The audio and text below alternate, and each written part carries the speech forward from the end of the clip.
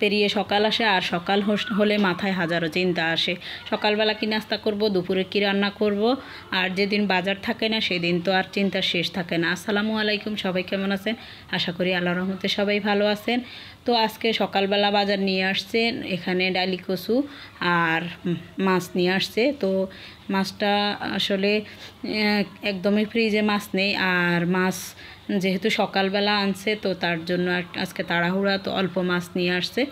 আর তাড়াহুড়া করে অল্প মাছ নিয়ে আসছে, না হলে বাজার এত সকালবেলা যারা মাছ কাটে তারা আসলে সকালবেলা থাকে না। তো তার জন্যই আসলে অল্প মাছ নিয়ে আসছে, যেহেতু আমার নিজের কাটা লাগবে, আর বেশি মাছ আনলে আসলে একটু ঝামেলায় পড়ে যায়। তো যাক, মাছগুলিকে এবার কেটে কুটে নিব।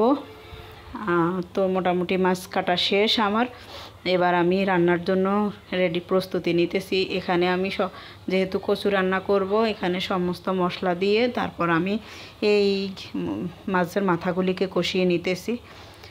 তো যাক, মোটামুটি আমার মশলা দেওয়া শেষ। এরপর এর মধ্যে আমি একটু পানি দিয়ে তারপর এগুলিকে চুলায় বসিয়ে দেব, জালে বসিয়ে দিব। এখান দিয়ে আমার এগুলি জাল হোক, তার মাঝে আমি আমার যে মাছগুলি রান্না করব ওইগুলিতে আমি একটু লবণ আর হলুদ দিয়ে মেখে ম্যারিনেট করে রাখতেছি।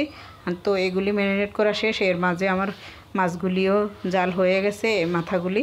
তো এবার এই মাথাগুলি উঠিয়ে নিতেছি। এরপর এর মাঝে আমি ডালি কচু দিয়ে দিলাম। এগুলি একটু কিছুক্ষণ কষানো লাগবে, কারণ একটু এগুলি তো সিদ্ধ হতে সময় লাগে, যেহেতু সিদ্ধ হতে সময় লাগবে তো একটু ভালো করে কষালেই ভালো হয়। তো এবার এখানে আমি পেঁয়াজ দিয়ে দিলাম আর কাঁচামরিচগুলিকে কেটে দিলাম।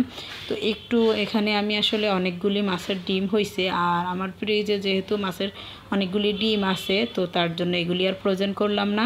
এগুলি আসলে একটু যেহেতু তাজা, এগুলির রান্না করে ফেলবো। আর একটু মাছের ডিম আসলে ঝাল ঝাল করে ভাজলেই খুব ভালো লাগে। তো এখানে অনেকখানি কাঁচামরিচ দিলাম, আর এরপর লবণ দিলাম, হলুদ দেব, আর একটু ভালো করে বেশি করে একটু গুঁড়ামরিচ দেব। গুঁড়ামরিচ দেওয়ার পরে আসলে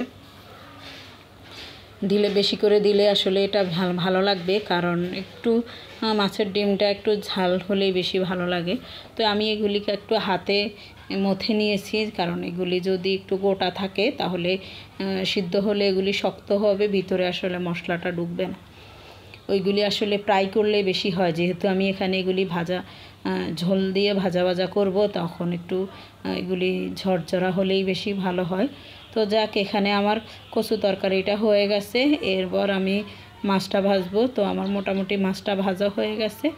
এই তো এখানে মাছের মধ্যে পেঁয়াজ দেওয়া শেষ, আমার মাছটা হয়ে গেছে। তো আজ এই পর্যন্ত, আল্লাহ হাফেজ।